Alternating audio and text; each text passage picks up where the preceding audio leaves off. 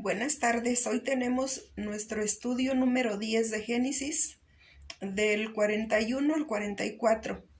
Iniciamos con una oración. Padre eterno, Yahweh de los ejércitos de Israel, mi Señor, aquí estamos delante de tu presencia estudiando tu palabra, Señor, bendito Dios. Escribe tu palabra en nuestra mente y nuestro corazón, Padre eterno. Y revélanos, Padre eterno, los misterios escondidos en tu palabra. Te lo pedimos en el nombre de Yeshua, nuestro Mesías. Amén y amén.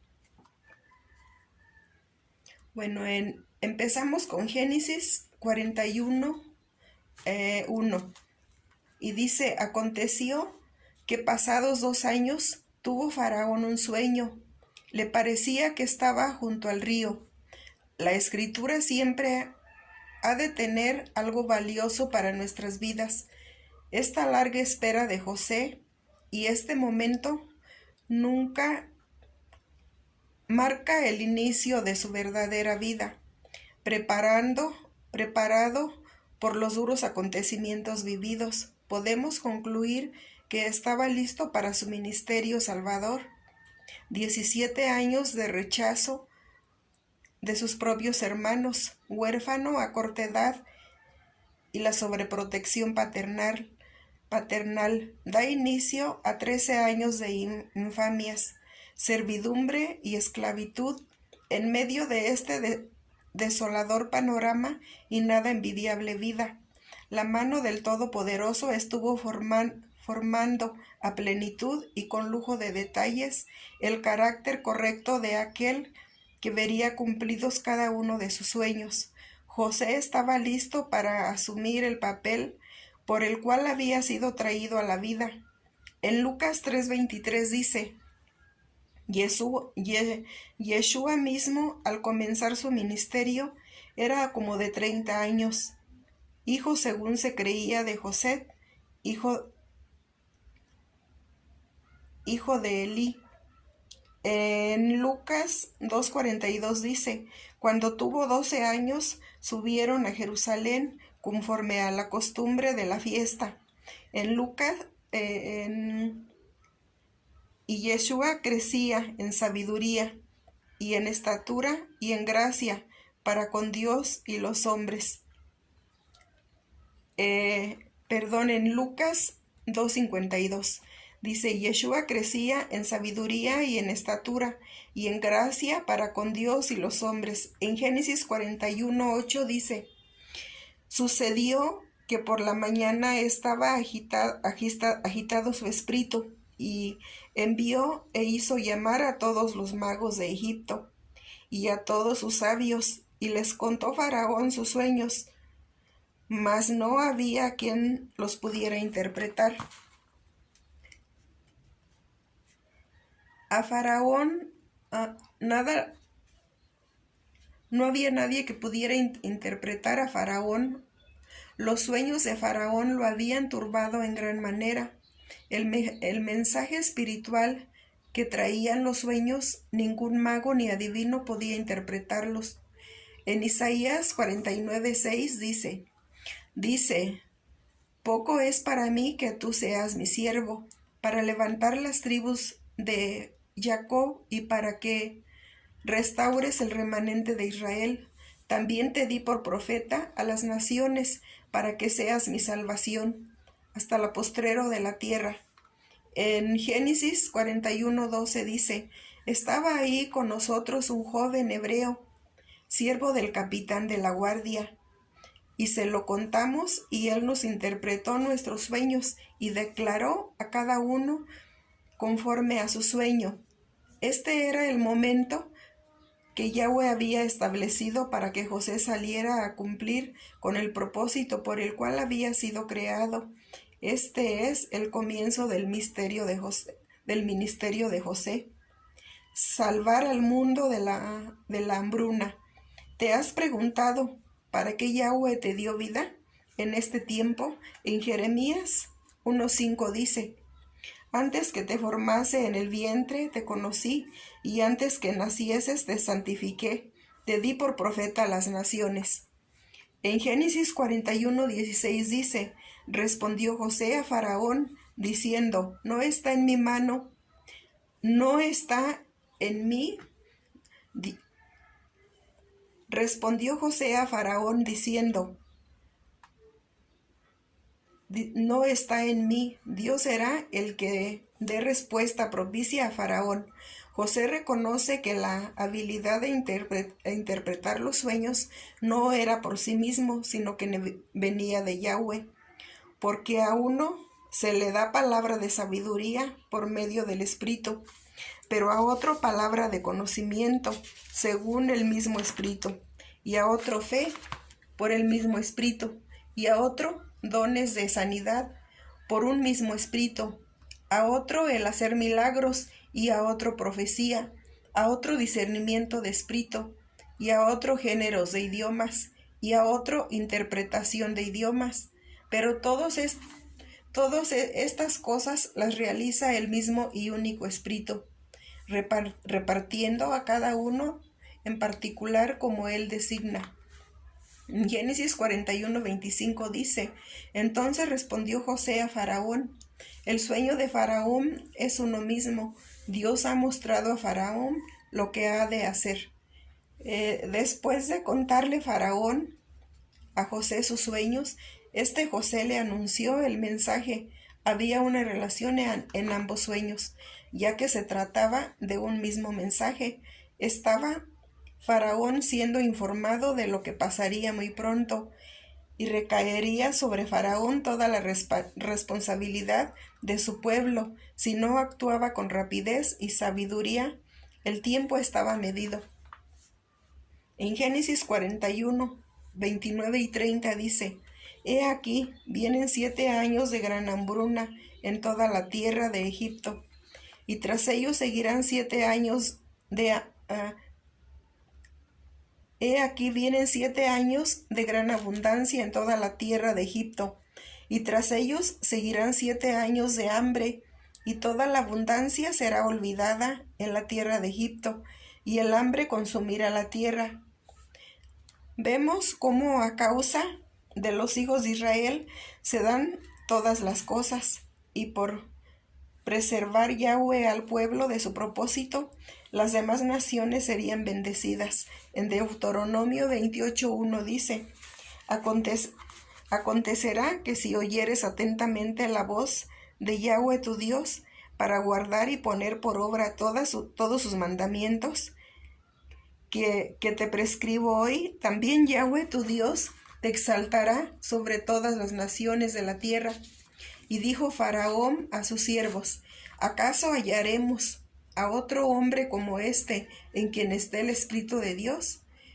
Es José quien no solo comunica las intenciones irrevocables de Dios, sino que a su vez plantea la forma más sabia para proceder durante el periodo de prueba, por el que Yahweh haría pasar a toda la tierra, para cumplir sus propósitos. En Efesios 4:13 dice, hasta que todos lleguemos a la unidad de la fe y del conocimiento del Hijo de Dios, a un varón perfecto, a la medida y la estatura de la plenitud de Cristo. En Génesis 41:40 dice, tú estarás sobre mi casa, y por tu palabra se gobernará todo mi pueblo. Solamente en el trono seré yo mayor que tú. José probó ser un buen administrador, fue escalando en autoridad y poder de manera integral y humilde, pero primero Potifar lo pone sobre su casa. Solo él, Potifar y su esposa estaban por encima de José. Posteriormente es puesto sobre todos en la cárcel, ahora sobre todo Egipto. Esto concuerda con las enseñanzas de Yeshua. Su amo le dijo, excelente, tú eres un siervo fiel, siervo bueno y confiable. Has sido fiel con una cantidad pequeña, así que te pondré a cargo de una cantidad grande. Ven y únete a la felicidad de tu amo. En Génesis 41:42 dice, entonces Faraón quitó su anillo de su mano y lo puso en la mano de José y lo hizo vestir de ropas de lino finísimo. y puso un collar de oro en su cuello. El anillo es un símbolo de autoridad. Faraón le estaba dando a José la autoridad de hacer documentos legales en su nombre. Esto muestra la gran confianza que Faraón ponía en José. El acto de vestir es en la escritura representa el acto de vestirse en la escritura representa un cambio de vida. En Lucas 15, 22 y 24 dice: hubo también entre ellos una disputa sobre quién de ellos sería el mayor. En Génesis 41, 43 dice: y lo hizo subir en su segundo carro, y pregonaron delante de él: doblad la rodilla, y lo puso sobre toda la tierra de Egipto. De esta manera, Faraón estaba anunciando a todos el nombramiento de José, y cómo todos tendrían que doblar la rodilla ante él. A Yeshua se le otorga el mismo honor a escala universal. En Filipenses 2, 9 y 10 dice: por lo cual Dios también le exaltó hasta lo sumo, y le dio un nombre que es sobre todo nombre, para que en el nombre de Yeshua se doble toda rodilla, de los que están en los cielos y en la tierra y debajo de la tierra. José, a pesar de ser hebreo, fue puesto por encima de todo Egipto, y Yeshua no solo fue vendido por sus propios hermanos, sino que Yahweh lo ha puesto por encima de toda la humanidad. En Génesis 41, 45 dice: y llamó Faraón el nombre de José Sabnat Panea, y le dio por mujer a Serat, hija de Potifera, sacerdote de On. Y salió José por toda la tierra de Egipto. Una vez más se pone de manifiesto el cambio de identidad. Ahora José era acogido por otra cultura, otro país, otra familia, aunque no otra fe. Él nunca se olvidó de Yahweh. En Zacarías 12:10 dice: y derramaré sobre la casa de David y sobre los moradores de Jerusalén espíritu de gracia y de oración, y mirarán a mí, a quien traspasaron, y llorarán como se llora por un hijo unigénito, afligiéndose por él como quien se aflige por el primogénito. En Génesis 41, 49 dice: recogió José trigo como arena del mar, mucho en extremo, hasta no poderse contar, porque no tenía número. La bendición de Yahweh rebosa en aquellos a quienes se le ha conferido por propósito e integridad. Fue tan grande la cosecha que no hubo forma de contabilizarla. En Lucas 6, 38 dice: dad y se os dará medida buena, apretada, remecida y rebosando. Darán en vuestro regazo, porque con la misma medida con que medís, os volverán a medir. En Génesis 41, 51 y 52 dice: y llamó José el nombre del primogénito Manases, porque dijo: Dios me hizo olvidar todo mi trabajo y toda la casa de mi padre. Y llamó el nombre del segundo Efraín, porque dijo: Dios me hizo fructificar en la tierra de mi aflicción.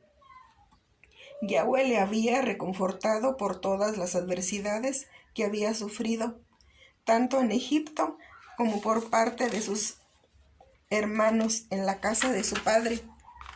En Génesis 41, 54 dice: y comenzaron a venir los 7 años de hambre, como José había dicho, y hubo hambre en todos los países, mas en toda la tierra de Egipto había pan. Cuando le somos fieles a Yahweh, aún en medio de la crisis, tendremos sustento y no padeceremos necesidad. En Génesis 41, 57 dice: y de toda la tierra venían a Egipto para comprar de José, porque por toda la tierra había crecido el hambre. Yahweh siempre provee para nosotros y para compartir con los demás. Dios bendice para ser de bendición. En 2 de Corintios 9, 8 y 9 dice: y poderoso es Dios para hacer que abunde en vosotros toda gracia, a fin de que teniendo siempre en todas las cosas todo lo suficiente, abundéis para toda buena obra, como está escrito, repartió, dio a los pobres, su justicia permanece para siempre. En Génesis 42:6 dice, y José era el Señor de la tierra, quien le vendía a todo el pueblo de la tierra. Y llegaron los hermanos de José, y se inclinaron a él rostro a tierra. José fue el administrador del grano en Egipto, fue para los egipcios el proveedor de alimentos. Acá comienza a cumplirse el sueño de José. Se había cumplido los sueños de los demás, el del copero, el del panadero y el de Faraón. Solo faltaban los de José. Ahora toma sentido los manojos de trigo, las gavillas que representan el alimento y la provisión que solo prevalece en manos de José. Cumplimiento del primer sueño. Yahweh siempre hace justicia a sus siervos que han sufrido por su causa. En Génesis 42:8 dice, José pues conoció a sus hermanos, pero ellos no le conocieron. Muchos de nuestros hermanos de la casa de Judá no conocen a Yeshua, pero Yeshua sí los conoce, a ellos. Claro está que forma parte del plan redentor, donde es Yahweh mismo quien les ha puesto dicho velo. En Romanos 11:25 dice, porque no quiero, hermanos, que ignoréis este misterio, para que no seáis arrogantes en cuanto a vosotros mismos, que ha acontecido a Israel endurecimiento en parte, hasta que haya entrado la plenitud de los gentiles. En Génesis 42:13 dice, y ellos respondieron, tus siervos somos 12 hermanos, hijos de un varón en la tierra de Canaán, y he aquí el menor está hoy con nuestro padre, y otro no parece. Este verso es sumamente interesante porque ellos reconocen ante José que son 12 hermanos, pero niegan la permanencia de entre ellos de uno, o sea, de José. El otro ya no existe, y es así hoy día, pues en las esferas escatológicas de los judíos, Efraín ya no existe, y tiene que ser de esta manera. Para ellos Efraín tiene que estar completamente muerto y en los huesos. De otra manera no se cumpliría la profecía de Ezequiel 37, a donde dice, la mano de Yahweh vino sobre mí y me llevó en el espíritu de Yahweh y me puso en medio de un valle que estaba lleno de huesos y me hizo pasar cerca de ellos, por tanto, alrededor, y he aquí, eran muchísimos sobre la faz del campo, y por cierto secos en gran manera. Y me dijo, hijo de hombre, ¿vivirán estos huesos? Y dije, Señor Yahweh, tú lo sabes. Me dijo entonces, profetiza sobre estos huesos secos. Oíd palabra de Yahweh. Así ha dicho Yahweh, el Señor, a estos huesos. He aquí, yo hago entrar espíritu en vosotros, y viviréis, y pondré tendones sobre vosotros, carne, y os cubriré de piel, y pondré en vosotros espíritu, y viviréis, y sabréis que yo soy Yahweh. Profeticé pues, como me fue mandado, y hubo un ruido mientras yo profetizaba, y he aquí un temblor, y los huesos se juntaron, cada uno con su hueso, y mire, he aquí tendones sobre ellos, y la carne subió, y la piel cubrió por encima de ellos, pero no había en ellos espíritu. Y me dijo, profetiza al espíritu, profetiza, hijo de hombre, y di al espíritu, así ha dicho Yahweh el Señor, espíritu, ven de los 4 vientos, y vivirán. Y profeticé como me había mandado, y entró espíritu en ellos, y vivieron, y estuvieron sobre sus pies un ejército grande en extremo. Me dijo luego, hijo de hombre, todos estos huesos son la casa de Israel. He aquí, ellos dicen, nuestros huesos se secaron, y pereció nuestra esperanza, y somos del todo destruidos. Por tanto, profetiza y diles, así ha dicho Yahweh el Señor, he aquí yo abro vuestros sepulcros, pueblo mío, y os haré subir de vuestras sepulturas, y os traeré a la tierra de Israel, y sabréis que yo soy Yahweh. Cuando abra vuestros sepulcros y os saque de vuestras sepulturas, pueblo mío, y tendré mi espíritu, y pondré mi espíritu en vosotros, y viviréis, y os haré reposar sobre vuestra tierra, y sabréis que yo Yahweh hablé y lo hice, dice Yahweh. Vino a mí palabra de Yahweh, diciendo, hijo de hombre, toma ahora un palo, y escribe en él, para Judá y para los hijos de Israel, sus compañeros.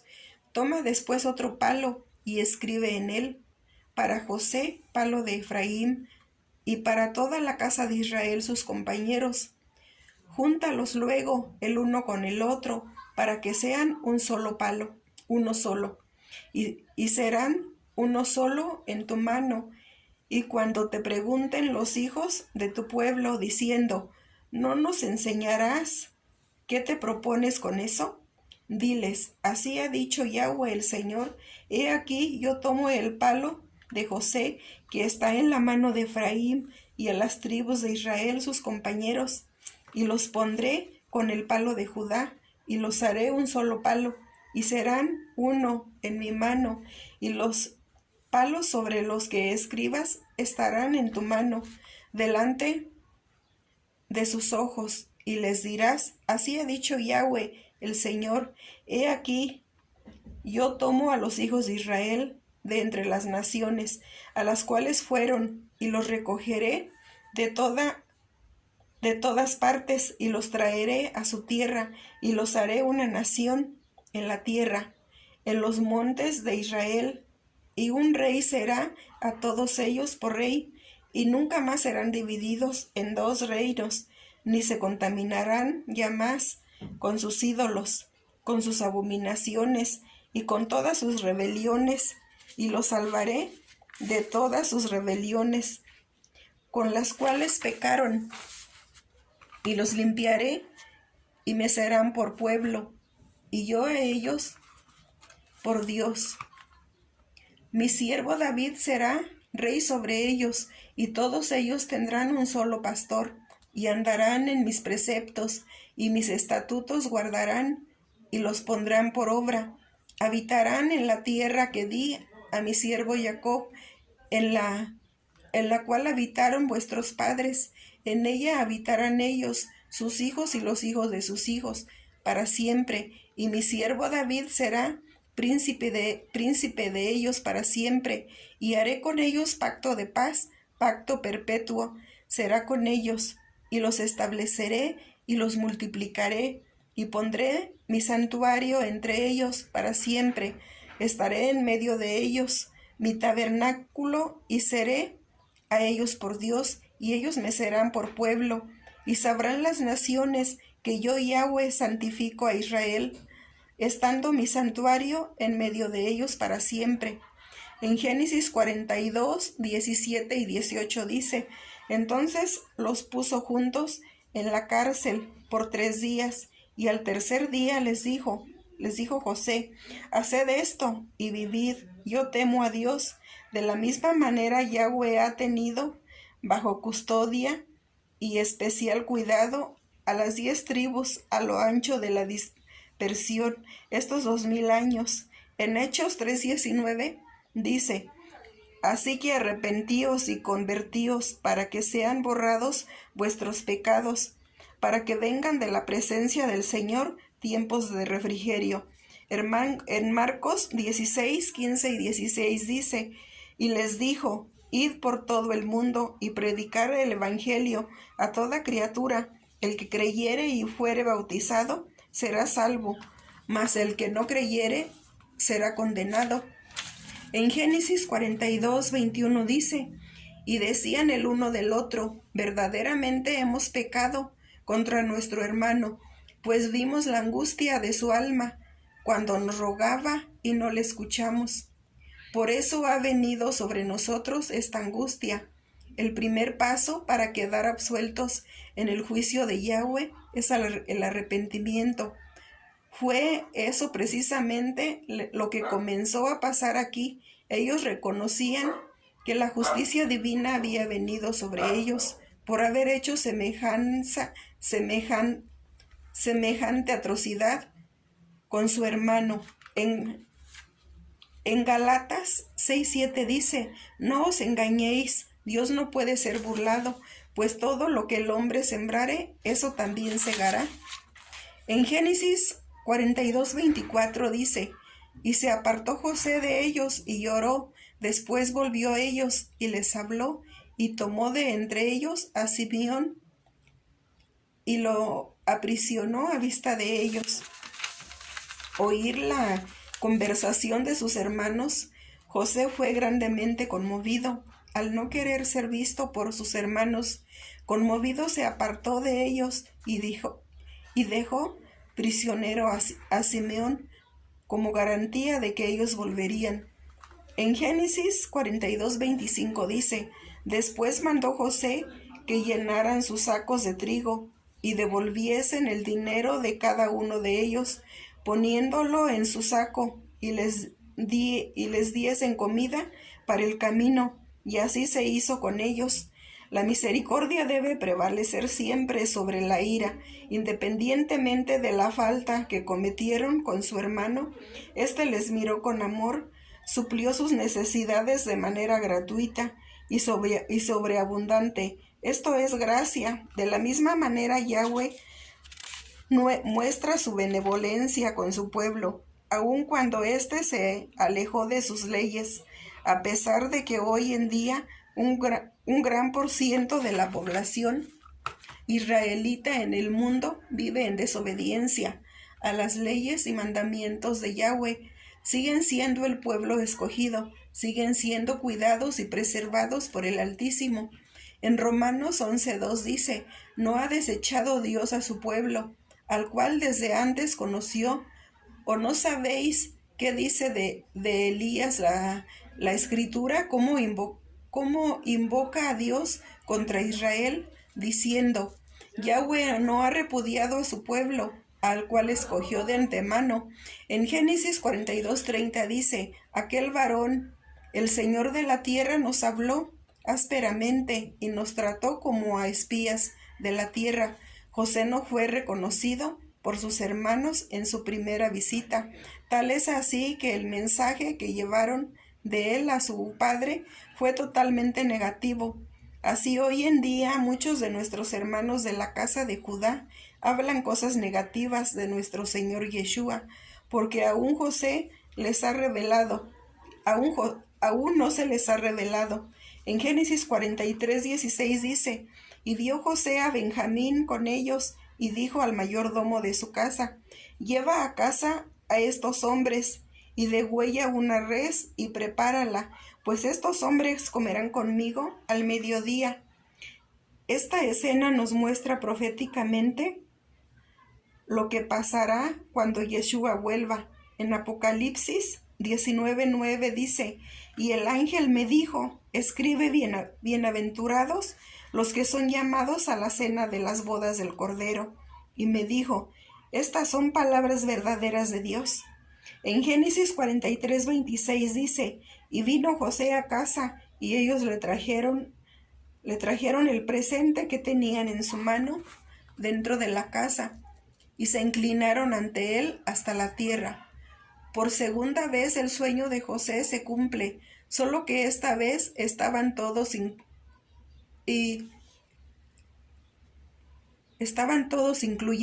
Benjamín.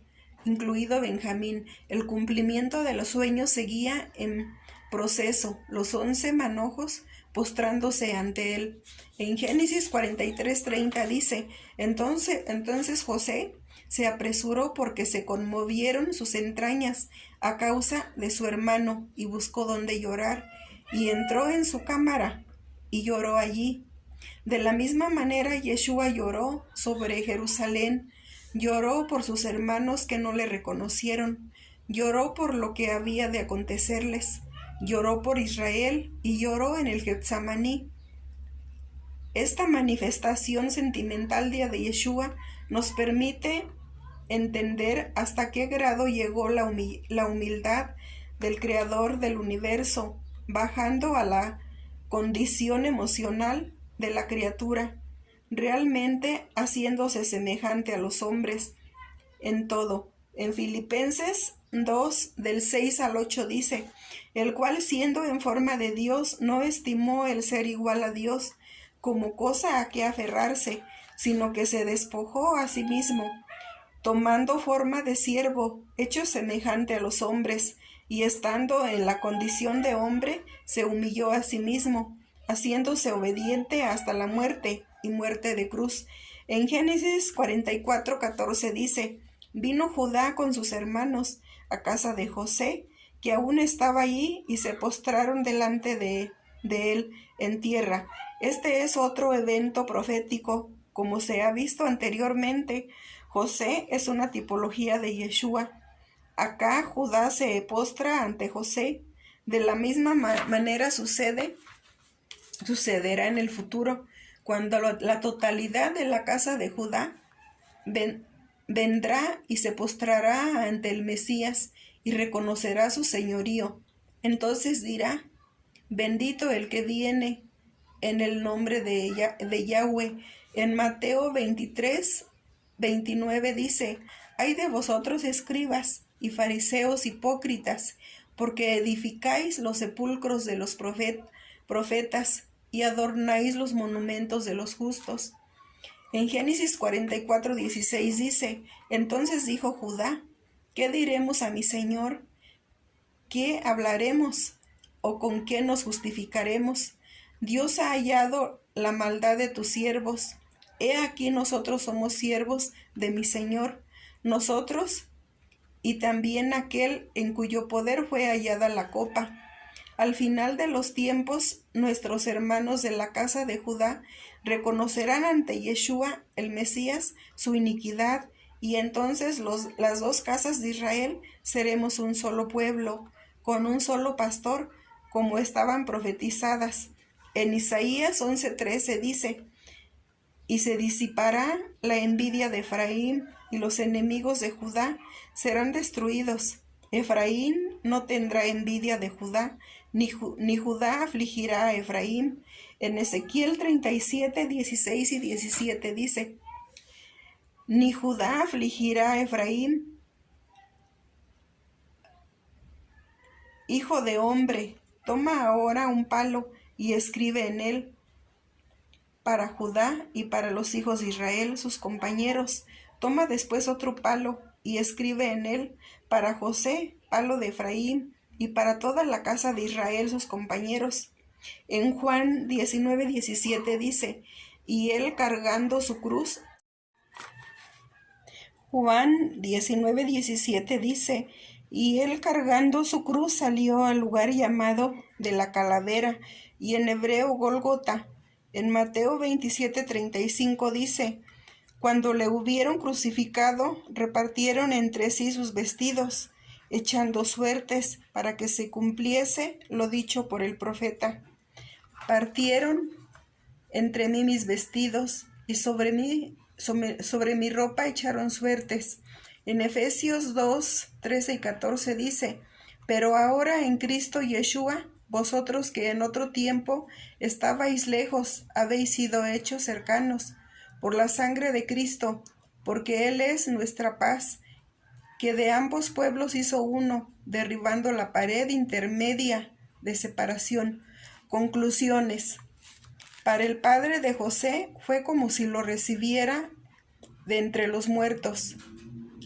Es una tipología marcada de la resurrección de nuestro Mesías, que luego ascendería al trono como José, a gobernar sobre su pueblo y las naciones gentiles que queden durante el milenio. Todos esperamos ese día, y mientras llega ese reinado glorioso y la manifestación de la Nueva Jerusalén, nuestro deber como cuerpo de nuestro Mesías es llevar la revelación de reunificación del Eterno, que el Eterno nos ha regalado, sea que estemos en el desierto, en prisión o en autoridad. No olvidemos nuestra identidad y nuestra tarea. Bendiciones.